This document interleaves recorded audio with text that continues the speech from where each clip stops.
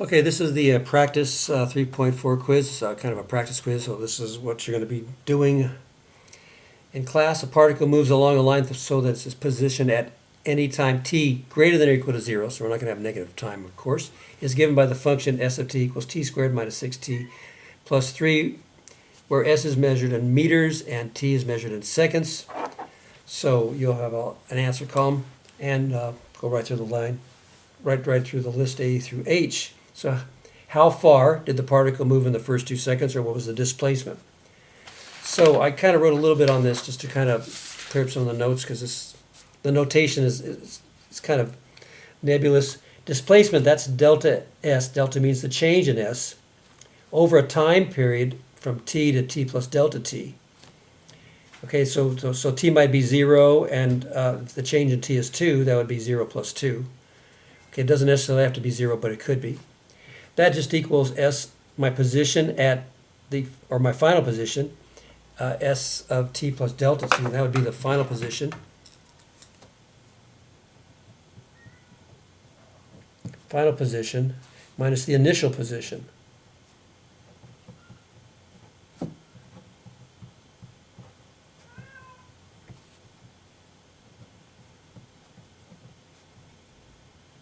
Okay, so final position minus initial position. And that's what this means. Now on an interval AB, then that's the same thing. We could just say S of B minus S of A. So this is a little bit easier way to write it, so you might just think of this on any interval AB. The change in S would be S of B minus S of A. This is like the initial position, and this is the final position. So the initial position minus the final position. It would be occurring here at these times. So on 0, 2, it would be delta S would be S of 2 minus S of 0. That's all. That's the first 2 seconds. I'm going from 0 seconds to 2 seconds. So I think you can calculate that out. So if we look at our function, S of t equals t squared minus 6t plus 3. So S of 2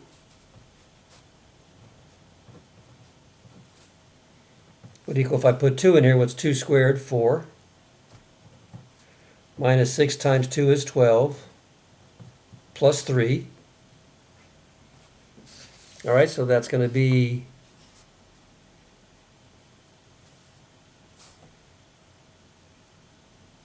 negative 8 plus 3 is negative 5. I think that's right.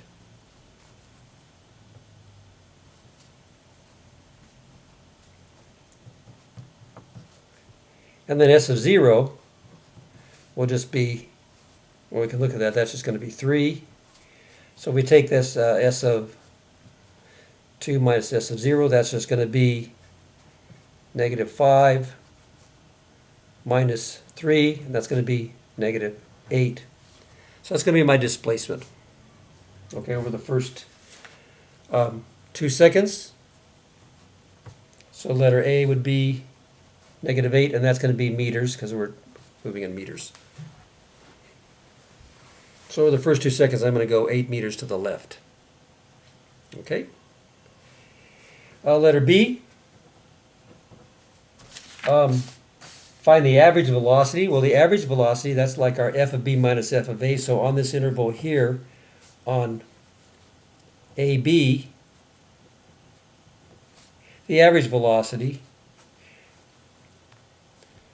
or that's going to be delta S over delta T, that's going to be S of B minus S of A all over B minus A. We already did S of B minus S of A right over here, and that's going to be, well, on this interval, this interval, I should rewrite it over here.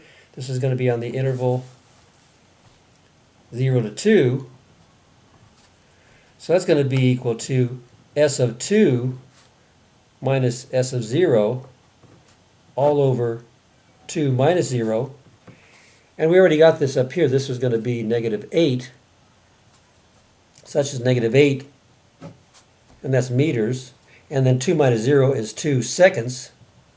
So that's going to end up being -4, and that's going to be meters per second. So that's your average velocity in the first 2 seconds. And that's going to be meters in seconds, and if you put your units in, you can see how that works out. Okay, letter C. Find the instantaneous velocity. Well, we just want to find the derivative of the position function. In other words, S prime of t equals V of t. Well, S of t equals t squared minus 6t plus 3. So S prime, so V of t, well, V of t, which equals S prime of t equals, take the derivative of this, that's just going to be 2t minus 6. So there's our velocity. And they want you to find the instantaneous velocity when t equals 2. So V of 2 would be just 2 times t, 2 times 2, minus 6. And that's going to be 4 minus 6, or -2, and that also will be in meters per second.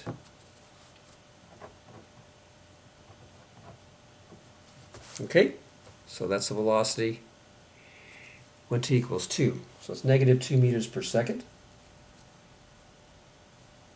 And letter D, we want to find the acceleration. Well, remember, acceleration as a function of time equals just the derivative of the velocity, the change in the velocity. So V of t equals 2t minus 6. So A of t would be just the derivative of that, which is just 2. And they want that at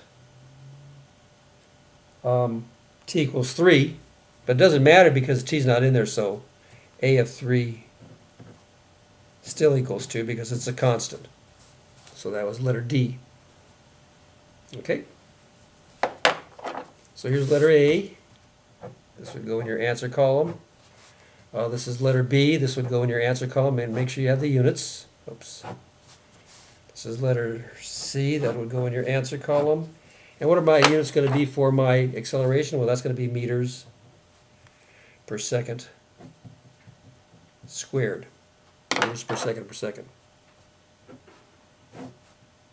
So it's pulling to the positive direction, and we'll see that in just a second, okay? So there's the first 4 parts. Okay, I hope that makes sense. All right. Okay, then we have to take a look at this again, and we have for what values of t does the particle change direction? Well, we know that it's going to, when it changes direction, it's going to stop. So letter E, it has to stop, so a velocity of t must equal 0. That's when it stops. And that's when it changes direction. In order to change direction, you must stop. So V of t is equal to V of t equals, and my velocity, back over here, my velocity was the derivative of the position function, so that was, okay, 2t. V of t is 2t minus 6. So I said 2t minus 6 equal to 0. So 2t equals 6. So t equals 3. And that's in seconds. So it stops. When does it stop? It stops at t equals 3 seconds. And that's actually when it changes directions.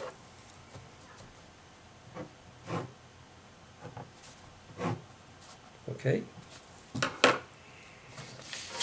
And letter F, during what time intervals is the particle moving right, moving left, and changing directions? I'm sorry, where is the particle when it changes directions, okay? So we'll do this on the second part because I'm running a little bit out of time.